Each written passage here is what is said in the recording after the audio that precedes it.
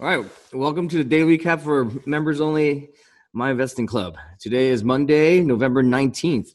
So we are upon the Turkey Week.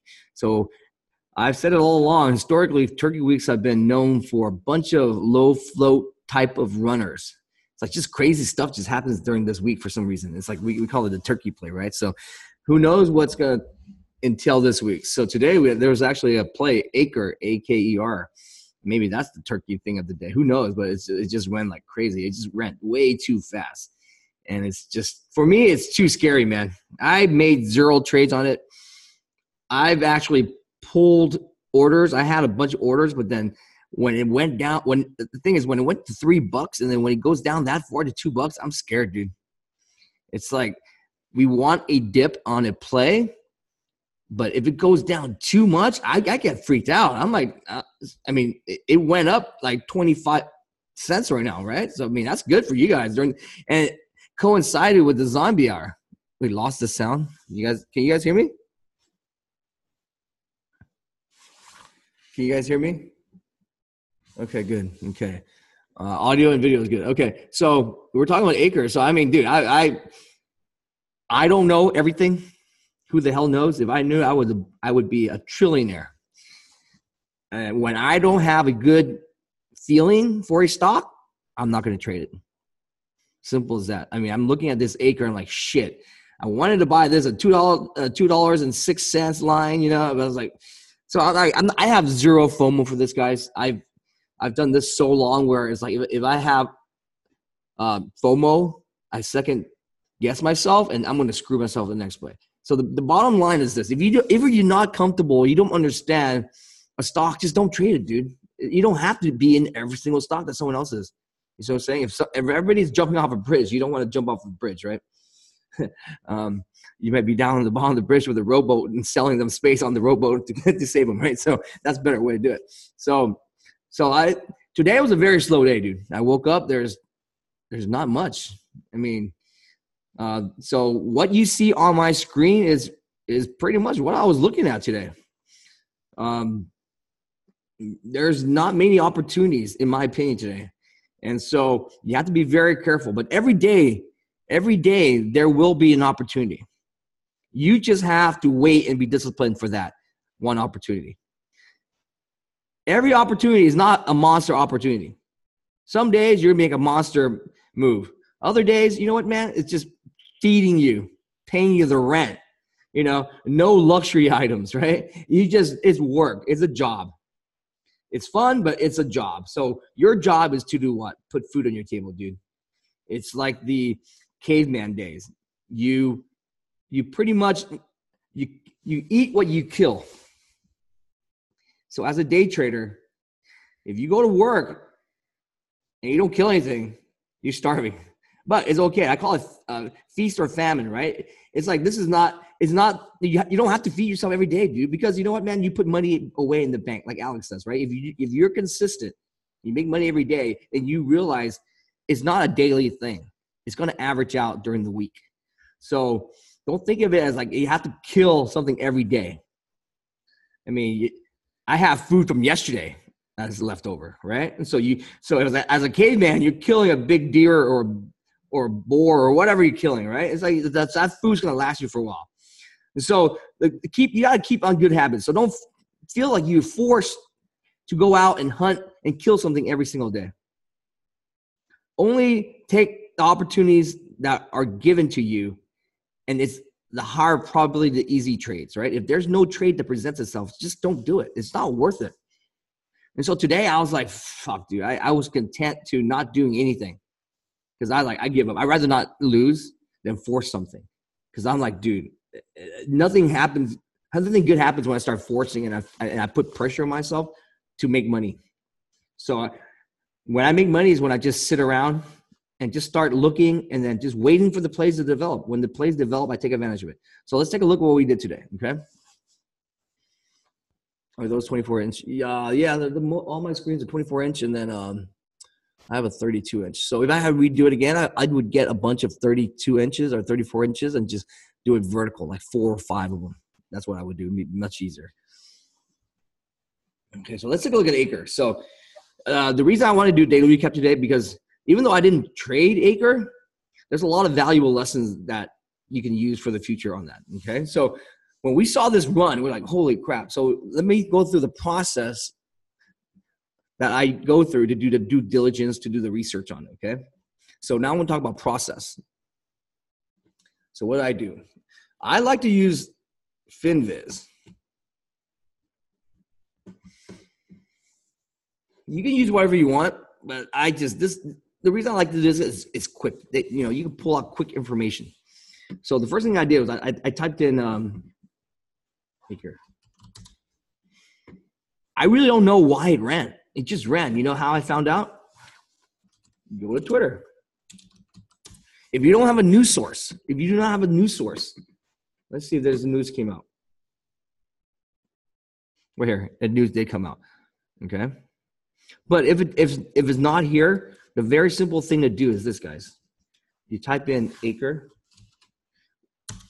into Twitter, and then you just see what people are writing. And so that's how Alex found what the news for Acre was. I asked him what it is. So someone posted the news for it, and then I copy and paste the news to you guys. So use Twitter. Twitter is a great way to see what people are doing in terms of finding news. If you can't find news, so I found the news, and the news was, oh, this is some bullshit news, dude. It's like we are now entering the cannabis industry. So it's obviously like a fluff, right? This is like, okay, they're exploring potential business. They're not even having anything. They're just exploring it. And so I'm like, dude, so when you hear these kind of headlines, it's fluffy, right? It's a fluffy. So you dig deeper and understand why would they even put this PR out?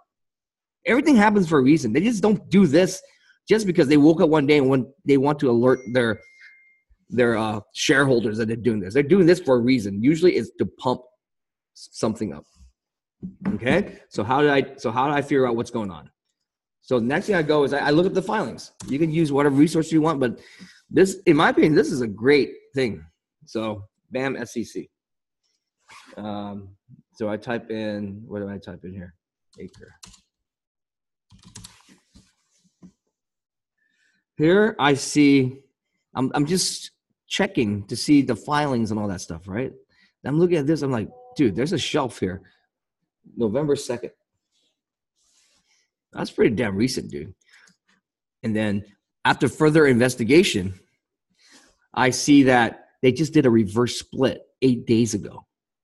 So I'm like, dude, what the hell's going on? Is this a coincidence? Why is all this shit happening right during this week? Dude, so bing, bing, bing. I'm like, dude, they set this shit up. Think about it. So you put yourself in the position of someone who's like, he needs to raise capital to do all this shit. So what do you do? First thing you do a filing, and let's see what it looks like. Dude, this is a shelf. So they can sell like 5.5 million, but this is before the reverse split, right? So you divide it. So it comes out to 700 something.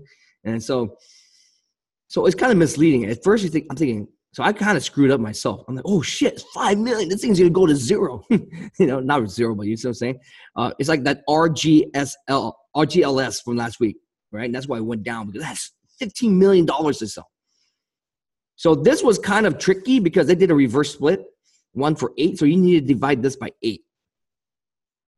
So I thought it was 5 million. I forgot to do the math.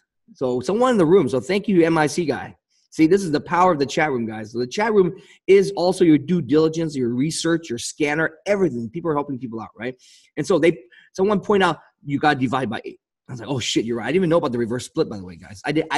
I was lazy to look for that kind of stuff, because who really looks for part of that as a process? But if you were really diligent, you should look through all that stuff. And so someone did that work for me. And so I said, thank you, whoever did that in MSC, right? So they found out it was 8 days ago they did a reverse split. So I need to divide this by 8, which comes out to 700,000, which is actually nothing. They did 12 million volume almost.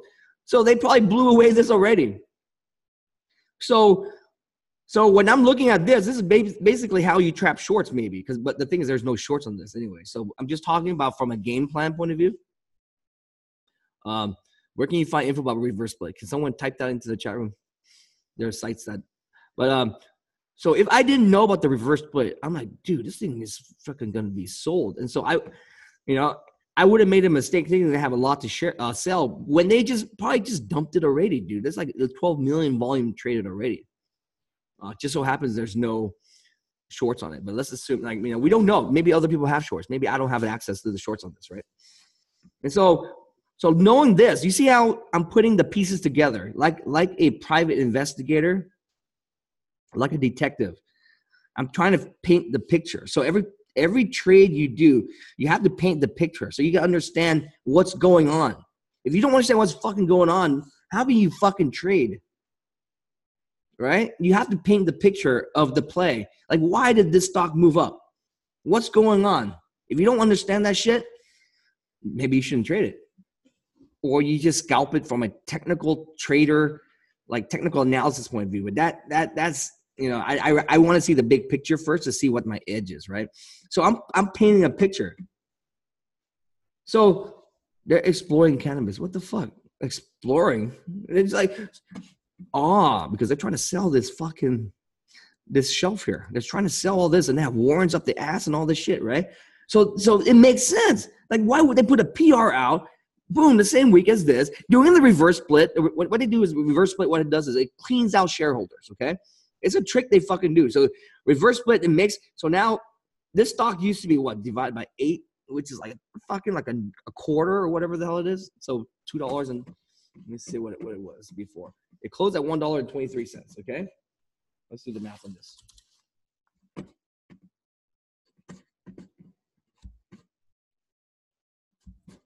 Oops, where's my calculator? So I'm just walking you through my thought process, guys. This is just my own thought process. So $1.23 divided by 8. It was a 15-cent stock. How can you dump this money? How can you dump $5 million on a 15-cent stock, right? It's like they want it high because then there's more room for it to drop. Not only that, guys. Not only that, you know what a reverse split does? It kills off all shareholders. Imagine you have 10,000 shares or 8,000 shares.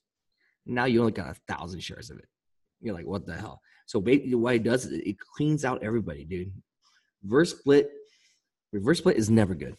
It's never good for the shareholder because you just went from 8,000 shares to 1,000 shares. And now they're selling more into that too. In this case, it was good because they pumped it up. Oh, crap. What happened? Okay, sorry, guys. My computer just kind of went haywire here. Hold on, let me start off this thing again. Okay. Any questions so far? So I'm painting a picture, right? So that's what I'm trying to do. I'm trying to paint a picture of what the hell's going on. So that's what made me kind of scared. Like, dude, man, I don't want to get into this too high. So let me show you how I did my line analysis. Okay, this is how it came upon 320. Dude, I put 320 out there before the move even happened, and I'm surprised it hit. But at the same time, I'm not really surprised because it all comes down to technical analysis, right? So let me show you how I did it. It's not that hard. I'm not a genius, guys. Seriously, I've never claimed to be a genius. Look at this acre chart.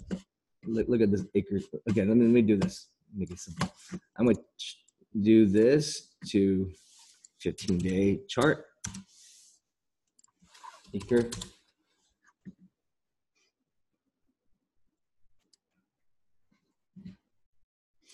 You know how I got 320? Right here. Nothing, dude. I pulled up a 15-day chart. I was like, oh, shit. That looks like the top of the resistance line. Remember, my concept is always the line. I'm going from line to line. And then, so I just looked at this. Look at this, dude. This is obvious. If you look at this, it's obvious 320 is the line. Because here was a resistance. Here was a resistance. Every time I hit this, it went down. And so I took the extreme case. Because I'm like, this is Turkey week. They're trying to sell this shit. I'm looking at FinViz. Let's take a look at FinViz again.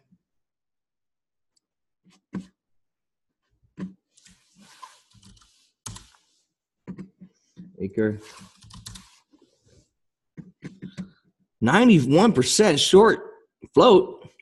I don't know how accurate this is, but like this kind of stuff gives me kind of like, I'm like, dude, I'm not going to short this shit on the front side. So I'm telling Alex, thank God we don't have shares.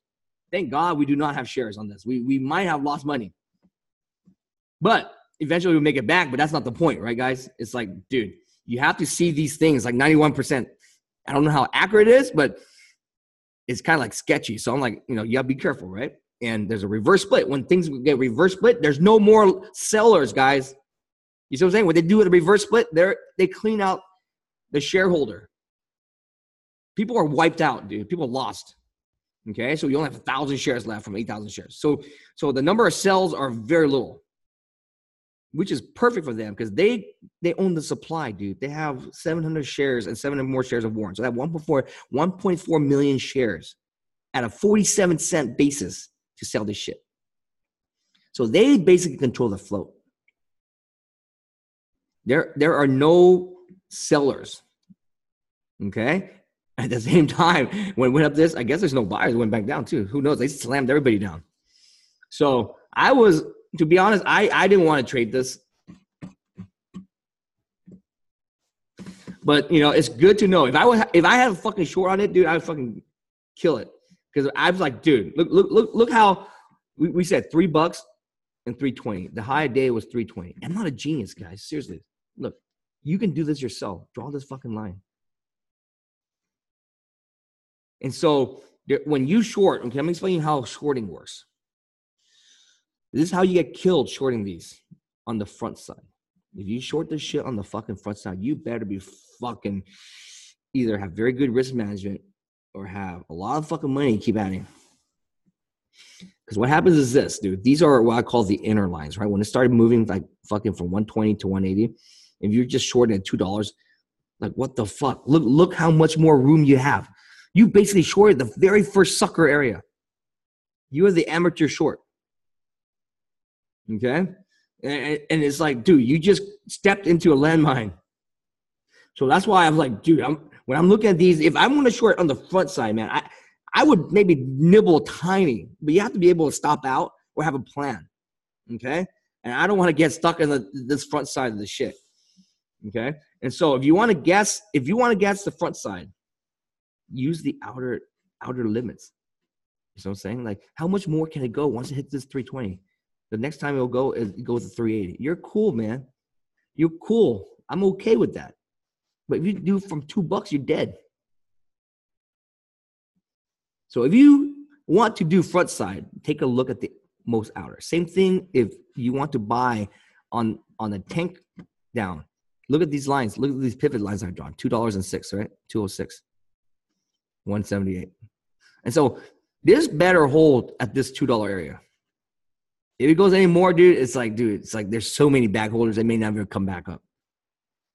I actually had an order at 208. I canceled, guys. I was scared.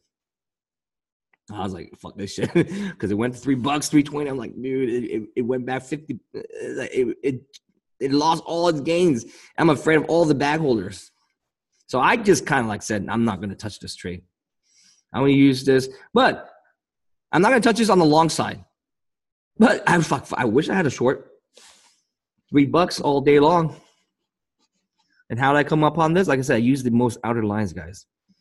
If it doesn't hit, it doesn't hit. If it doesn't hit, I'm going to wait for the backside. And how the backside works is this. So once I don't really know this backside, front side anymore. Right now, it's indeterminate. I have no idea, dude. The Tran thought it was broken. If it had hit 180 and over, it'd be over. Guaranteed. This is the backside. But right now, they saved it. Right now, it's indeterminate. Can't tell. I don't know what to do. So the only thing I could do is go from line to line. And it's for me on the long side, it's way too risky.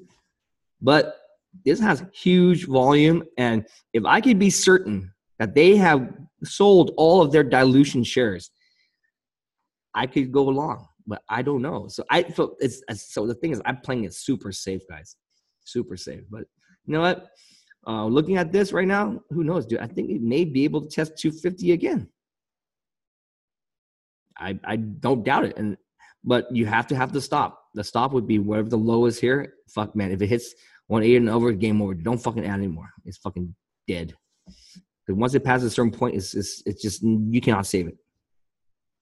But right now they saved it. So right now there seems to be a channel between $2, like down here. If you take a look, let's see, what is it?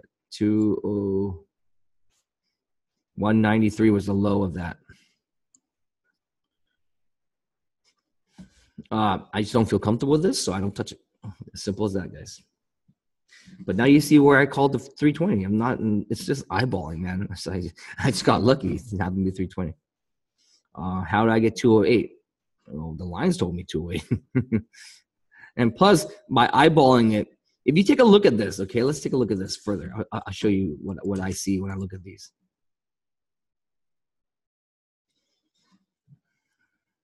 See this, guys? On the way up. Remember I told you it's a mirror, right? So on the way up, it went to 220 and then it stopped at, and then when it went down to 204.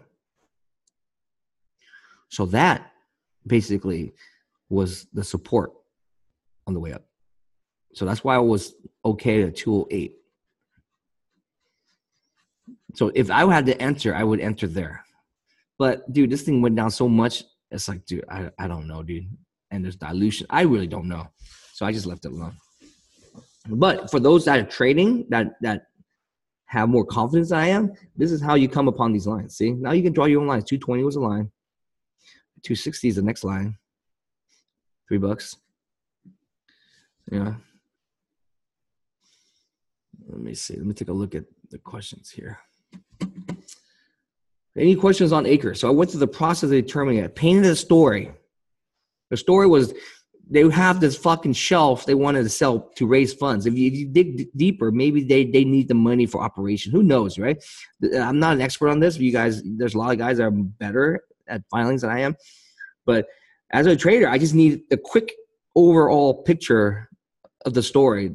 It's like the trailer. I just need the trailer. I don't need to watch the whole movie, right? I just need the 2-minute trailer to determine what's going on. And so I'm like, dude, this is a total scam, dude. And tomorrow, I'm like, dude, so day one, I'm always skeptical. I'm like, I don't know, man. But you know what, man? Game on day 2. If I can fucking find shares tomorrow, this sucker is going to get whacked by me. And that's what I call low-hanging fruit. So I hope this goes up, and I hope that we have shares. Because now the top is set. It's all defined. The picture has been painted. Okay?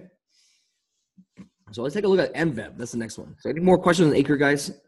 That's pretty, so now you understand my rationality and how I came upon the 320. So I just didn't make up 320. I threw it out there because of the chart.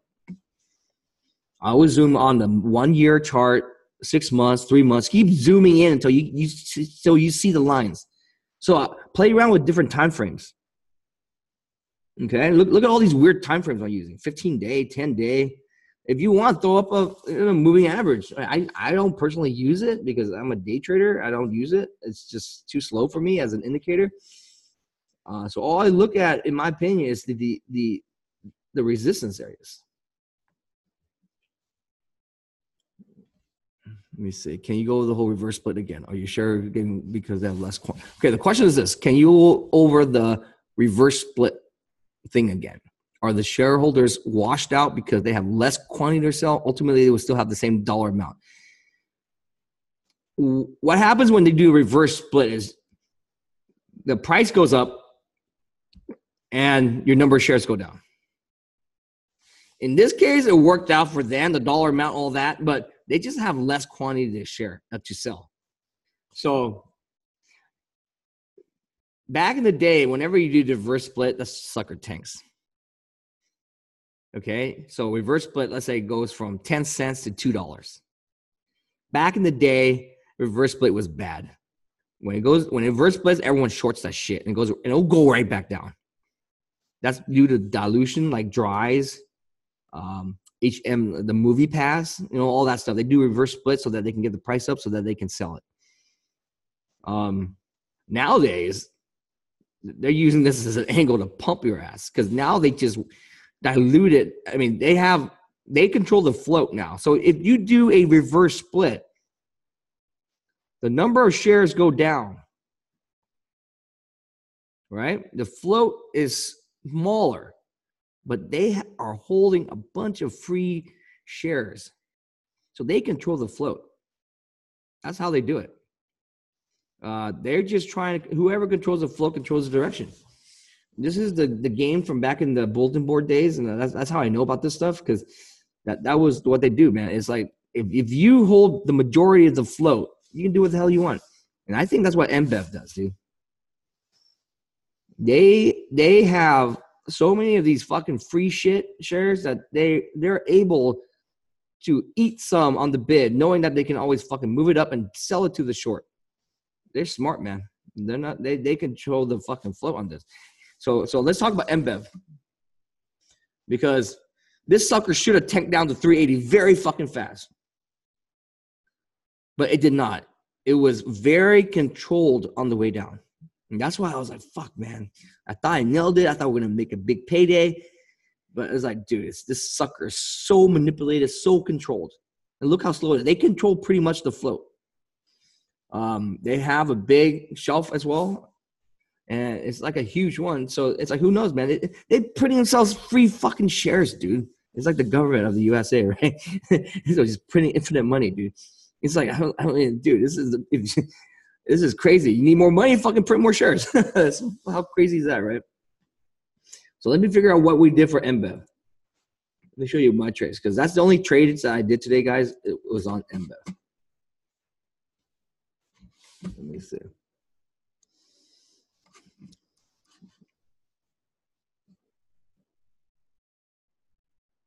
So let me move MBEV over here so that, oh, what the hell? This thing keeps going down.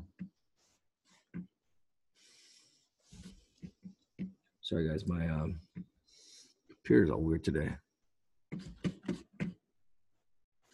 So what I'm going to do is I am going to move MBEV here.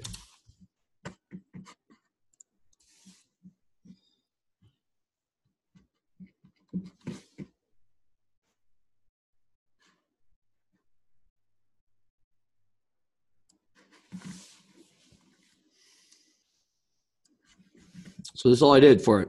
Okay. Alex gave the watch list. Watch list was let dead on, man. Alex's watch list was dead on. So this is what happened in the morning. In the morning,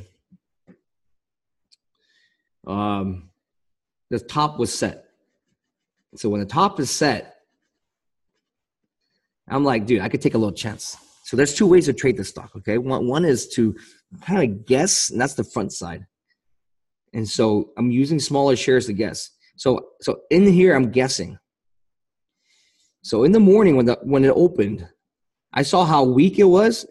It went from 465, 467, whatever, all the way down to 430 something. And I'm like, dude, I'm hoping it bounces up to 460 so it can get in. Okay? So I'm using Alex's watch list. And so I'm just starting to nibble on the way up. And then when it dropped down, like, oh, shit. Remember I said, so I determined in my head where the backside was. I said 430. How did I come up with this number? The closing price was 429. And so if it hits red, in my opinion, that's the backside of the day for this stock. Every stock is different. Okay. If a stock goes up way much, you don't have to hit red before it's a backside. It's basically trend. So you have to determine. So the hardest thing about trading a stock is this, guys. Is a trend up or is a trend down? If the trend is up, go long. If the trend is down, go short. You know, it's simple. It sounds simple, but fuck, dude. Sometimes you don't know. You don't know if it's up or down, dude. Seriously, it's confusing. It tricks you. And so this is why we always have, in my opinion, the lines. So I use the lines as confirmation. Like, if it's in the middle of the line, I'm not going to touch it. I call that noise. If it's indeterminate, if I cannot figure out if the trend is up or down, I'm not going to trade it. You shouldn't trade it. Why would you touch something you don't fucking know? If you want it to be a coin flip, go to the casino. So to me, it was indeterminate in the middle. I nibbled because this is day 3. That's the only reason I'll nibble this shit, because it's day 3. I'm like, this fucker's on the day 3, man. How much more can it fucking go up? If this was day 1, I wouldn't do this shit. But I gave myself, if it broke under 430, it's a fucking downside. So when it went under 430, guys, you see this? I slammed the bid right here. When I slept in the big, I'm like, yes, this sucker's going to go down to 380. Where'd I get the 380? Because look at this, dude. If it breaks 410 here, it's going to go drop 380. And I'm thinking, dude, so the first stop was a 409, but it didn't even go there, dude. It went to fucking like 420 and fucking stayed there. And like, something is fucking wrong, dude. This stock is fucked up. It should have fucking went to at least 49, 48 right here. When this sucker breaks this, it should go to the next line. If it doesn't go to the next line, someone is putting in a fucking massive buy order to manipulate the chart or to do some shit, to hold up that stock for some reason. So I got kind of scared. I covered some, but I held some. I told Alex, I'm going to fucking hold some for the bottom. But Alex kept telling me, get out, get out. So I got out half, and I held half for the lower here, see? So I did it right. The reason I did this is because it's a day 3 move. If this was day 1, I'd be more scared. I might cover the whole thing. But as a day 3, I'm like, dude, I locked in my profits, took half off. I'm going to fucking take a chance. And so it's all about probability, right? So it's a day 3. The probability is in my favor that gravity is going to be very strong on a day 3. It's fucking red on the day now. But in the back of my mind, I'm like, this is still fucking manipulated. It's like, dude, these guys did not let it drop. Even now, dude, look at this. It's only 15 cents off of the fucking closing price on a day 3. Usually this thing craters down to at least 380, maybe even goes to 340. Something is not right with this stock. To me, I call it doesn't trade natural. It's always being fucking propped up by big bids. When they pull the rug, it should fucking just fall off the fucking thing right down, but it doesn't. It's a stair step, very controlled, very methodical move. Only fucking 15 cents red, guys, on a day 3. So that made me very suspicious. That's why I started to take it off more and more, and then I was right. Remember I told you I'm done. So right here, I took my last bits off at the 404 area, 403 area, and I'm done. And when it dropped down on this, I took another chance. I took some shorts just to see if it can go down to 380s. It didn't, so I covered. How did I know this? I don't know. I'm just painting the picture once again. I'm trying to be a detective. I'm like, it's fucking day 3. I thought I nailed it, guys. I'm like, fuck, dude. It's payday. Fucking 50 cents I'm going to make on this shit. And nice size, too. 15 cents. And what the fuck happened, dude? I'm like, what went down? It's like, it fucking bounced right back up. I was like, what the fuck? I'm like, dude, it should have fucking cratered. But it didn't. And that's why I kind of like, too, man, they're still working the stock, man. How could a fucking stock on a day 3 be down this little? This is tiny 3%, man. And so I was like, hey, it's too weird for me. So that's what I'm saying. I'm not going to mess with this shit during the zombie hour. Sure enough, it fucking popped like 25 cents during the zombie hour. I could have entered 4:30, but I was doing the daily recap. Once again, Dave, you sure had the daily recap time, 4:30. Now you would have made 20 cents. You see that? Fuck. I don't know why my orders went in there, man. Shit. Because that was the over-under line. Remember I told you for the backside? So it worked, dude. So my theory, in my opinion, worked. I chose the right line for the backside. Remember I told you 4:30. If you check my post in the room, I said 4:30 is the confirmation on the backside. And what the fuck did it happen, dude? 4:30 hit, boom, went down. And then it zombied up to where? 4:30. Is that a coincidence? Right? I mean, dude, something's weird, right? So this is how these charts work, man. It's a mirror of each other. And so I always look at the previous day stuff to determine the next day. So it's like a mirror. And so I was right, man. Look at this 4:30 line. This is I didn't draw this shit in, but this is the line that it's very simple. It's the red-green thing. No one's a genius, right? I can say whatever I want. I can say, hey, I fucking predicted this shit, but it's obvious, guys. I mean, obvious, not obvious, but I'm saying that the data's there. You can deduce this, dude. Now you know how to do it. the closing price. Once it broke red, I'm like, that's it. I'm not a genius. Once it broke red, I'm going to slam it. That's it. The stock's over. And it went down, see? And then the scary part was the 1030 zombie. It zombied all the way back up. So in the future, when you see this kind of move, it's kind of like scary. So you can start taking nibbles here, but beware, man. If it breaks up into this, it saved its ass, dude. So that's why it's going to start trapping. And when it starts trapping like this, fucking get the fuck out if it breaks the high of the day. The high day is 447, right? If it broke the high of the day, you're fucking dead. They trapped your ass. They manipulated this shit down. Is this even SSR now, guys? It's not SSR. How do you determine SSR once again? I always look at SSR. Because, man, SSR is a tricky thing, man. A lot of times these guys put the SSR just like Acre. Yesterday, they fucking put it down just so they can get SSR. It makes it very difficult to fucking short sell. So 429 times 90%. That's the fucking area I was going to fucking cover. 388. Fucking crazy, right, guys? Fucking crazy. All these numbers are like either coincidental or something, man.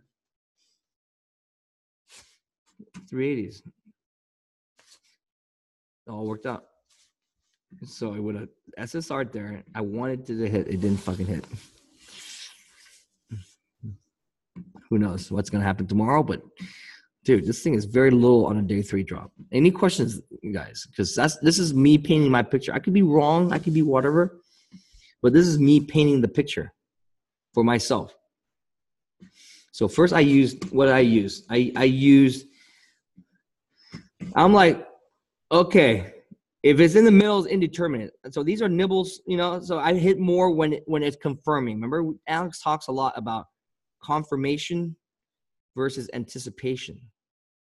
I'm able to anticipate on a day 3. I'm comfortable anticipating on day 3, not on a day 1, guys. Day 2, it was a tricky motherfucker. So this stock is like, you know, but day 3, each day it goes out. So tomorrow, I hope it stays up, man. We're going to hammer this shit tomorrow. On a day 3, I can anticipate a little more because it's on a day 3. So it's all context, right? But when it hits red, that's when I slam in the bid. So I slammed in the bid here. If I was a little ballsy, I would have put shorts order out on the same line 430. It would have worked this time. It would have worked. But you know what, man? That's a rule I have. Like, dude, it's zombied here. I don't fucking know. This thing could have went to fucking $5 now and killed everybody. So you know what? In my opinion, I did the right thing, guys. I took the easier, higher probability trade. No stress, dude. I had no fucking stress on this trade. All I did was starting to add to winners. I shorted here. It slept down. I'm already in the money, man. So I'm adding to the winner. You see that? I take some off. When it went back up, I'm reshorting, recycling. So now I'm recycling the shares. So I'm using a combination of a bunch of stuff. Adding the concept of adding to a winner. See? Added to the winner. Took some off to pay myself. Recycling shares. Still holding a core, guys. And then shorting it right back up. Because this stock, in my opinion, this was broken already. So it's on a downtrend. So I fucking added more. I took some off and I added more. So I paid myself already. So now I'm recycling these shares. So I went back here. I covered the same shit. And I held some for the last. That's it. So a bunch of concepts I did. I played it very safe. You know, it worked out. I mean, I could have made a lot more money if I never covered here. But who the fuck knows, right? Who the fuck knows, guys? I mean, I'd rather play it safe like this and make money every day than to go for a home run and strike out. And in my opinion, I did the right thing by not shorting here. The zombie hour is not a high probability trade, guys. Who the fuck knows? They recovered this. If they fucking went to green, dude, that they saved it and they could keep going up to $5, dude. Seriously. This is how people die. They're like, this stock is over. And then next you know, it's fucking green on the day. And they've just been adding. Now they're dead.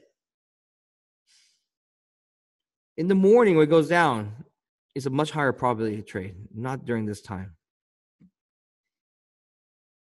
Any questions on this stock? So you keep to this discipline. Take the higher probability trades. Make money every day like Alex has been doing. He's just walked, right? Fucking no stress, guys. We don't need to nail every fucking play. This is how you train yourself to reduce FOMO. It's okay not to nail every fucking move. Take the easier moves, just like blackjack. Wait for the 20 hands. Even the 19 hands not good enough. So when you get the 19 or the 18 and the dealer like busts, you're like, oh, fuck, I should have went all in. And that's how you get FOMO. Don't do that. You take the easier shit all the time. Fucking 1030, zombies are fucking up, dude. So, I mean, sure, we could have took some shorts here, but I'm like, dude, man, I'm gonna be safe. I'm gonna practice what I preach. Stop. Fuck, I made money. I made decent money. If I do this every fucking day, dude, no stress. I fucking go out. I normally I would go work out right now, walk the hill, but it's fucking the smoke's outside, so I can't. So that's why I did the daily recap. So yeah, when you see it fail, you can short with the stop on the green. So if you take some nibbles here, you're fine. Just make sure you have a stop. The ultimate stop would be the high of day stop. It breaks this fucking high of day. They saved that shit. They just trapped every motherfucker. Any questions, guys? So what I kind of taught today is just my thinking process, painting the picture, right? So that's a new thing. So the process is to paint the picture, to understand the trade. Acre, they were exploring the cannabis to sell paper, okay? So they pumped it up and went down. Painting the picture on NBEV, day 3. And also to be safe because it should just fucking crater, but didn't. It's still like, you know. So I painted my picture for myself and I traded around that picture. And then that's what we call the thesis of the trade. So you have to have a reason why you get in a trade. Why we call it edge. You can call it whatever the reason you have, your thesis, your edge.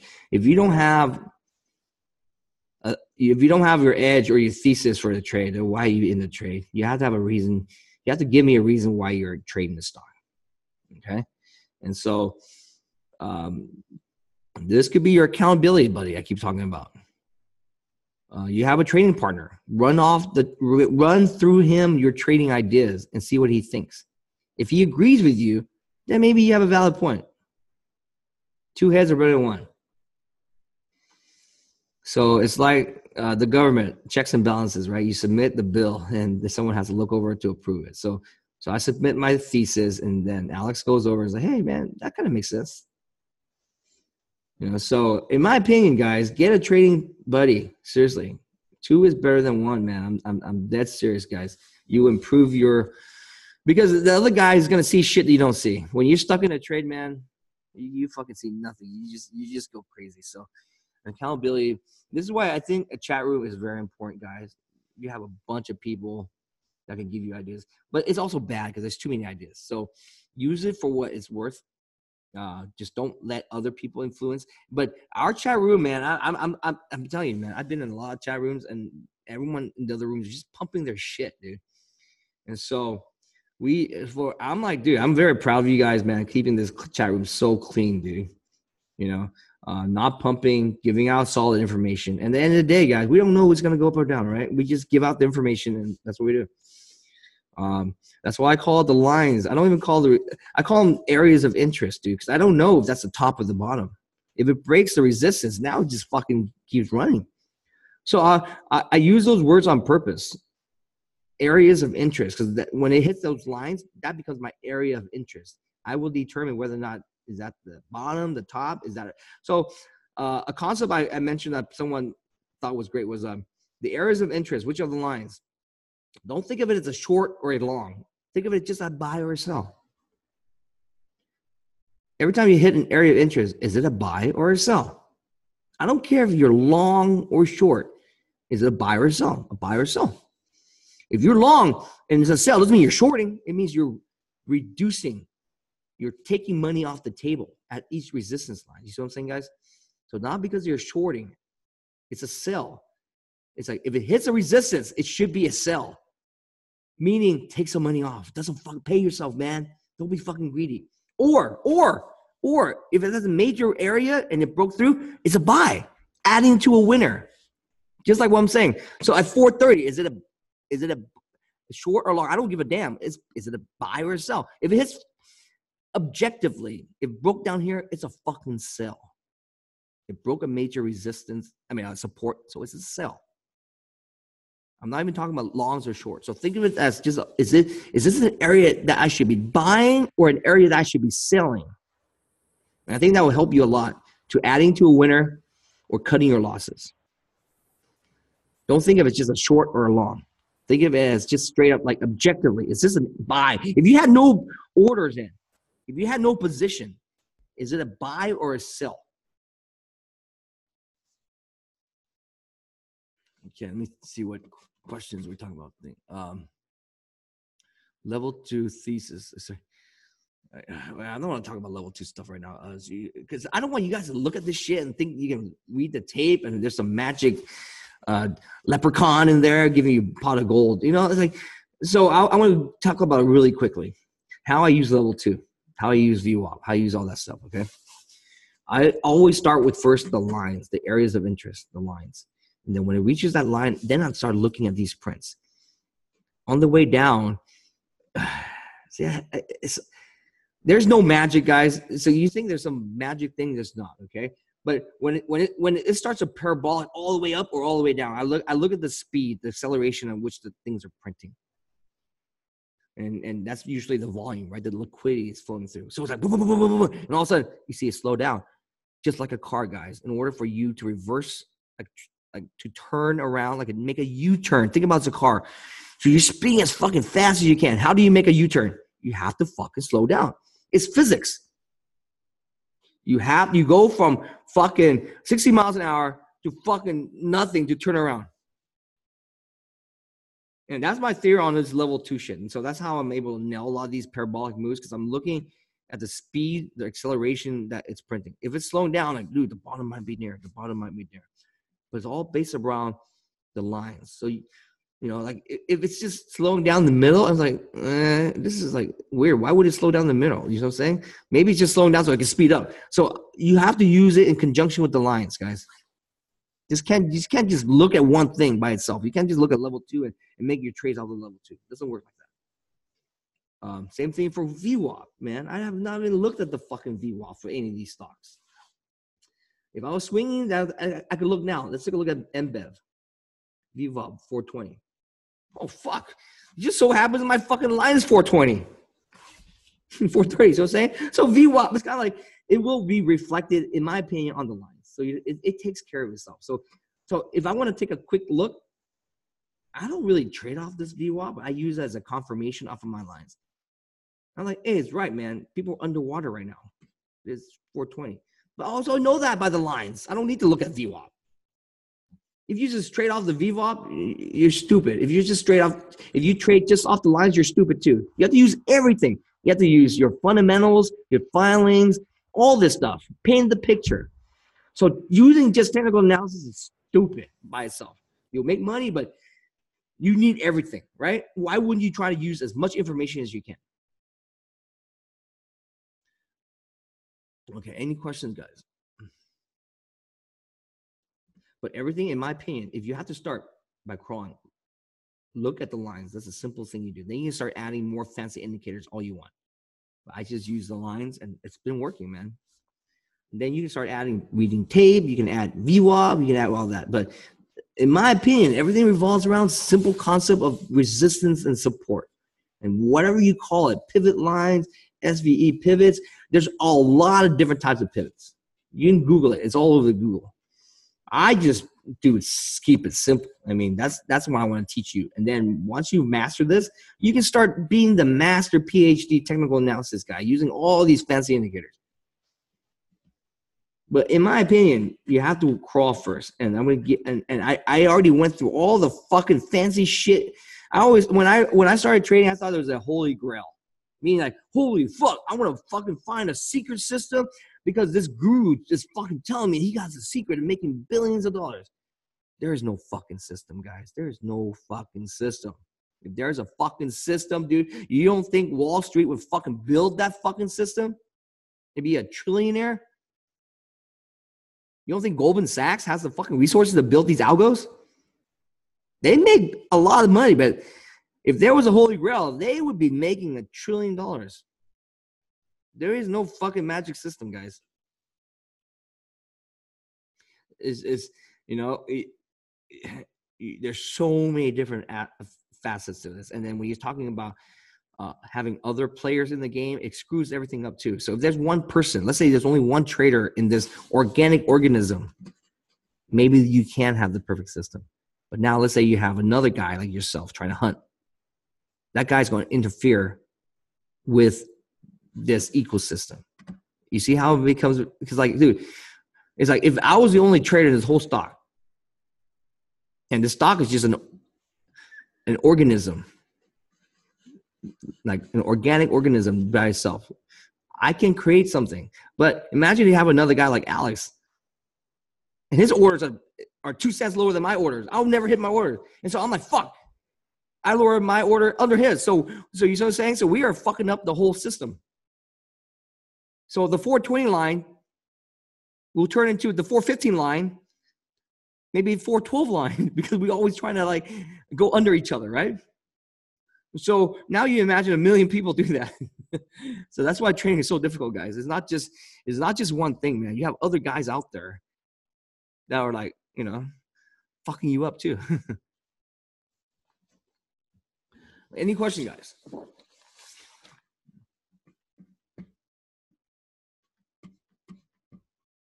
So all I did, once again, I waited for MBEV, and I made my trade on MBEV, and I'm done for the day. I'm going to wait for 2 p.m. to come and to see what's going on. And that's it. Tomorrow I'm going to go back and do the same thing, guys. The same repeatable process. Yeah, I put in, so that's how you can cure FOMO. Put your orders out. Put your orders out before it gets there. And if it doesn't hit, it doesn't hit. So you don't have to fucking worry about it. I call those also fantasy orders. You can do fantasy orders. My fantasy order was 320 on Acre if I was a short. And it fucking hit. You see how crazy it was? Who the fuck knows, right? It's all based upon sound technical analysis. It sounds crazy. It was like $2 to hit 320, but it did, And the fantasy order would hit. I would have scaled in. Starting $3, I would have scaled in. Do you have a contingency plan if morning level doesn't play out? What do you mean? Like stops? Yeah, dude. If it breaks the thing, I'm going to stop out. If it goes past, for me, if it goes past 2 lines, I'm usually out. Okay, hold on. I got someone at the door. Hold on.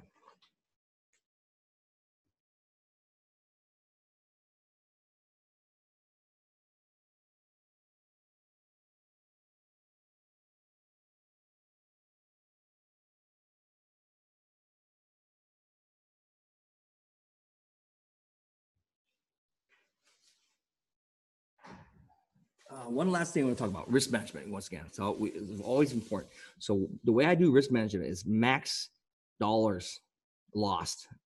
Okay. That's you have to fucking set yourself. How much are you willing to lose on this trade? Don't fucking go over it, man.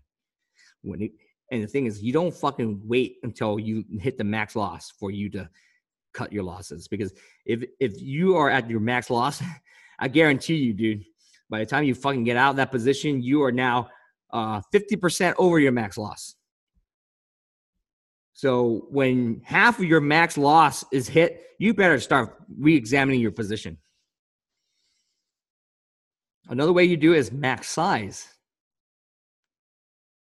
MBEV, I can only do 5,000 shares max, whatever it is, right? Because I'm looking at the charts. I'm like, if it goes up $1, I'm losing 5,000. So there's a bunch of ways to do it. But you don't have to, Another way would be if it goes outside of 2 lines, I'm done, dude. I don't care, max loss or whatever. You can be even more tight if it goes past 1.5 lines or 1 line.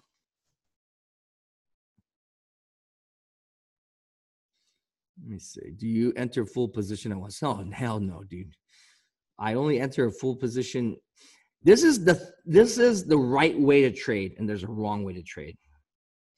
Wrong way to trade is keep adding dilution until you get max size. Right? Keep fucking out. And then the right way to trade is add to a winner until you hit the max size. So think about that concept, guys. Most people do it the wrong way. I've done it the wrong way many times. Where you keep adding and adding and adding, and you keep adding to the loser and telling yourself, hey, you have a max size. I can afford to do this. Like, why? Why not wait and fucking add to only the winner? Keep adding to the winner. If you're wrong, don't keep adding. Wait till it tops out too short. You know, there's a bunch of different ways you can do it, but in my opinion, so today I was very proud. Not the win or anything, guys. It's the fact of this. I was able to add to a winner.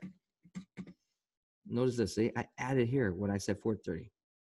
I added. I had the, you know, that's how you take your game up to the next level and to actually mitigate your risk better. So I'm in the money. I'm not taking the money off. I'm adding more to it. This should have fucking paid me big time. That's why I'm pissed off it didn't. Well, I mean, big is relative, right? I did okay on it. But so I'm proud of the fact that I added to the winner. And I still held half a position to this area here. Took half off here, took the other most half here, and I held a little bit down here. So try those games, guys. Not games, but try this strategy. Adding to a winner. Try that concept. So you have a bunch of different type of concepts. Recycling shares. Trading around a core. Keeping some that you're in the money. And then using the other half to recycle. Scalping the other half. So it's a trade within a trade. There's a bunch of different ways to do it. Or you just hold a little bit for your... I don't like this kind of like hold the whole fucking shit until your target. My target was 380, dude. Never fucking hit 380. I would be fucking pissed off had it gone here. I took nothing off and it went back here. I'm like, fuck. You know what I'm saying? So in my opinion, man, these motherfuckers that hold this shit, and like, dude, man, they must have a tiny ass position to be able to fucking do that shit. How the fuck you know where the fuck? And it's like, dude, for me, I don't give a damn, dude. I don't need to have the hero status of tops and bottoms. I'm playing it safe. I'm skilling. I'm still holding a little bit for the bottom. And if I can make the meat of the move every fucking day, I'm making a lot of money, just like Alex. So Alex, stop being the hero. Stop being the guy that took giant side at the top. You know, waiting for the confirmation. Now he's fucking making consistent money. It's no stress. High probability trades. And that's how you should be trading, guys. Cool. All right, man. I think that's the end of the day recap. When for the new guys, I do the daily recap when I see that there's a lesson to be made every day. So that's the thing. It's like, so you watch this over, and so you try to apply these new things and use small shares. But when I see an opportunity to educate, I will do daily recap. I try to do them at least once a week. Like I said, man, I apologize. I haven't been doing it because of the smoke and all this crap over here. I was not feeling well. But today, I was like, today was too good of an opportunity not to do daily recap because Acre was a dead on. And so I wanted to talk about the process. And so that's what we did. Cool, guys. I will see you back in the room. I will save this, and then we will upload this to the new video library. Okay, so if you don't know what the new video library is, Alex, you can type in the chat room where they can get more information about that. Is there a video? Is there some walkthrough? Video library. So that's what Alex did. So thank you, Alex. He spent all weekend on this, man. He surprised me. I didn't even fucking know he was doing this. I was like, dude, fucking thank you, man. I love you, man. He's like, had no stress from that. I was like, whoa. I woke up on Sunday. He's like, wow, we're done. I'm like, what? I didn't even know we were fucking doing it. So thanks, Alex. Thanks, man. Thanks, Tosh, Nico. And you have any questions, guys? Feel free to hit them up and all that. I'm going to take a little break now. I'm going to record this and upload, and Alex and whoever is going to upload this to the daily recap to the members only channel, to the members only video library. Okay, I'm going to stop recording now.